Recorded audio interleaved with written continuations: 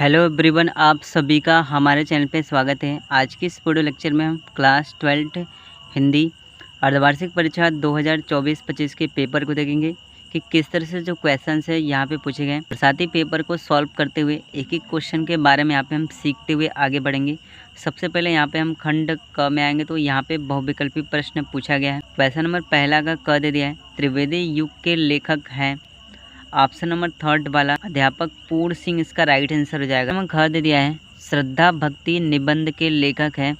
Option number third वाला रामचंद्र शुक्ल इसका right answer हो जाएगा।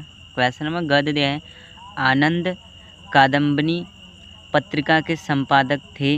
ऑप्शन नंबर फोर्थ वाला बद्री नारायण चौधरी इसका राइट आंसर हो जाएगा। क्वेश्चन नंबर घ दे दिया है हजारी प्रसाद त्रिवेदी का उपन्यास है।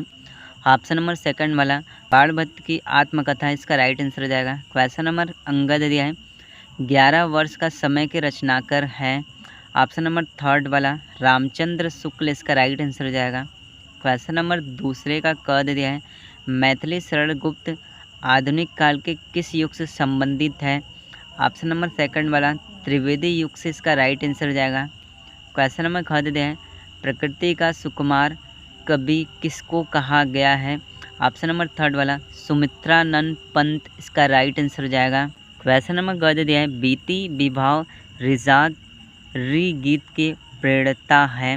ऑप्शन नंबर सेकंड वाला जयशंकर प्रसाद इसका राइट आंसर हो जाएगा। इसके बाद क्वेश्चन नंबर घ दे दिया है त्रिवेदी युग का महाकाव्य नहीं है। प्रिय प्रवास इसका राइट आंसर हो जाएगा। क्वेश्चन नंबर अंग दे दिया है कामयानी में आशा सर्ग किस सर्ग के बाद है। ऑप्शन नंबर फर्स्ट वाला चिंता सर्ग इसका राइट आंसर हो जाएगा।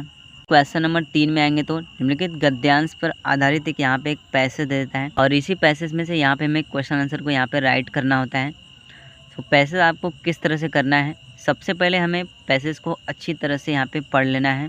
10 नंबर के क्वेश्चन ये पूछे गए हैं। प्रश्न यहाँ पे क दे दिया है उपयुक्त गद्यांश के पाठ और उसके लेखक का नाम लिखें। इसका आंसर आपको किस तरह से यहाँ पे लिखना है। सबसे पहले यहाँ पे हम लिखेंगे पाठ का नाम, तो पाठ का जो नाम होगा राष्ट्र का स्वरूप होगा। इसके बाद लेखक का नाम यहाँ पे वासुदेव शरण अग्रवाल है। ठीक है, इस तरह से यहाँ पे लेखक का नाम और पाठ का नाम पूछा था, इस तरह से इसका राइट आंसर हो जाएगा।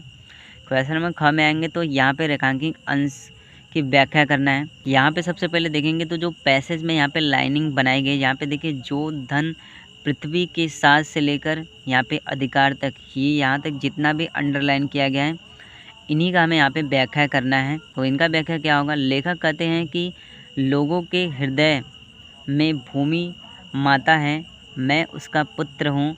इसी भावना के द्वारा मनुष्य पृथ्वी के साथ अपने सच्चे संबंध को प्राप्त करते हैं। जहाँ यह भाव नहीं है वहाँ जन और भूमि का संबंध अचेतन और जड़ बना रहता है। इसके बाद क्वेश्चन नंबर ग दे दिया है स्वार्थ के लिए पुत्र का माता के प्रति प्रेम क्या सूचित करता है। तो इसका आंसर यहाँ पे हम किस तरह से लिखेंगे। स्वार्थ के लिए पुत्र का माता के प्रति प्रेम इस बात का संकेत देता है कि माता पिता के पास अपने बच्चों के लिए स्वार्थ भी होता है। इस तरह से इसका हमें आंसर यहाँ पे राइट करना है। क्वेश्चन नंबर घ में आएंगे तो भूमि और जन का दृढ़ बंधन क्या है, यहाँ पे हमें बताना है। तो इसका आंसर हमको किस तरह से लिखना है। लेखक के अनुसार भूमि और जन का दृढ़ बंधन हृदय भूमि के साथ माता पिता और पुत्र के संबंध को पहचानता है। इस तरह से इसका हमें पैसेज के अंदर ये सारे उत्तर आपको यहाँ पे मिल जाएंगे। इसके बाद क्वेश्चन नंबर अंग में आएंगे तो दृढ़ वृत्ति और अनुराग शब्दों का यहाँ पे हमें अर्थ लिखना है। दृढ़ वृत्ति का जो अर्थ यहाँ पे हो जाएगा कठोरता व मजबूती। इसके बाद अनुराग का जो अर्थ हो जाएगा प्रेम की गहरी भावना, ये अनुराग का अर्थ हो जाएगा। इस तरह से हमें इसका आंसर राइट करना है, अथवा करके इन क्वेश्चन को यहाँ पे हम कर सकते हैं। इसके बाद क्वेश्चन नंबर 4 में आएंगे तो गद्यांश पर आधारित यहाँ पे एक पैसेज दिया गया है और इसका आंसर हमें इसी पैसेज में से यहाँ पे लिखना है। 10 नंबर के जो पैसेज है यहाँ पे पूछे गए हैं। जैसे प्रश्न क में यहाँ पे क्या पूछा गया है उपयुक्त पद्यांश का शीर्षक, कविता का नाम व कवि का नाम यहाँ पे हमें लिखना है। तो इसका आंसर हमें किस तरह से लिखना है। शीर्षक का जो हमारा नाम होगा वो गीत हो जाएगा, कवि का नाम मैथिली शरण गुप्त, कविता का जो नाम होगा वो साकेत होगा। इसके बाद क्वेश्चन नंबर ख दिया है रेखांकित अंश की व्याख्या कीजिए। रूप, दर्प, कंदर्प, यहाँ पे इस तरह से ये जो लाइनिंग यहाँ पे अंडरलाइन किया गया है, इन्हीं का हमें यहाँ पे हमें व्याख्या करना है। तो इनका व्याख्या हम किस तरह से करेंगे, तो यहाँ पे बसंत ऋतु के आगमन पर उर्मिला कामदेव से आग्रह कर रही है कि वे उनके ऊपर अपने पुष्प रूपी बाण न चलाएं, क्योंकि वे एक अबला वीर हिड़ी स्त्री है। बात क्वेश्चन नंबर ग दे दिया है, उर्मिला ने शिव का तीसरा नेत्र किसे बताया।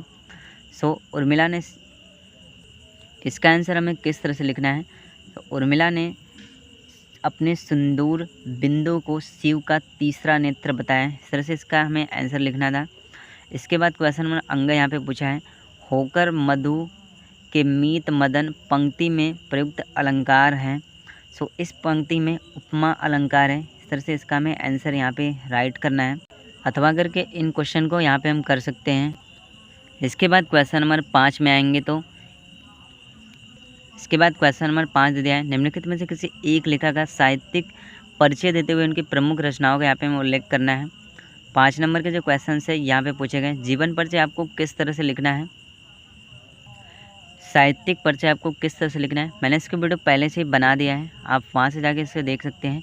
क्वेश्चन नंबर ख में आएंगे, तो किसी एक कवि का यहाँ पे हमें साहित्यिक परिचय देते हुए उनकी प्रमुख रचनाओं का यहाँ पे हमें उल्लेख करना है। 5 नंबर के जो क्वेश्चन है यहाँ पे पूछे गए हैं। इसके बाद क्वेश्चन नंबर 6 में आएंगे, तो पंचलाइट की कथा वस्तु का यहाँ पे हमें सारांश लिखना है, सार लिखना है। क्वेश्चन नंबर 7 में आएंगे, तो अपने खंड काव्य के आधार, क्वेश्चन नंबर 7 में आएंगे, तो अपने पठन पाठन के अनुसार यहाँ पे हमें खंड काव्य के आधार पर किसी एक, इसके बाद क्वेश्चन नंबर 7 में आएंगे, तो अपने पठन पाठन के अनुसार इस क्वेश्चन को हमें यहाँ पे करना है। इसके बाद क्वेश्चन नंबर 8 में आएंगे, तो संस्कृत से संबंधित जो क्वेश्चन है यहाँ पे पूछे गए हैं। क्वेश्चन नंबर 8 दे दिया है, दिए गए संस्कृत गद्यांशों में से किसी एक का संदर्भ सहित यहाँ पे हमें अनुवाद करना है। 7 नंबर का जो क्वेश्चन है यहाँ पे पूछे गए हैं, अथवा करके इस क्वेश्चन को हम कर सकते हैं। इसके बाद क्वेश्चन नंबर ख में आएंगे, तो निम्नलिखित संस्कृत श्लोकों में से किसी एक का यहाँ पे हमें संदर्भ सहित हिंदी में अनुवाद करना है। 7 नंबर के जो क्वेश्चन है यहाँ पे पूछे गए हैं, अथवा करके इन क्वेश्चन को हम कर सकते हैं। इसके बाद क्वेश्चन नंबर 9 में आएंगे, तो निम्नलिखित लोकोक्तियों और मुहावरों में से किसी एक का अर्थ लिखकर वाक्य प्रयोग करना है।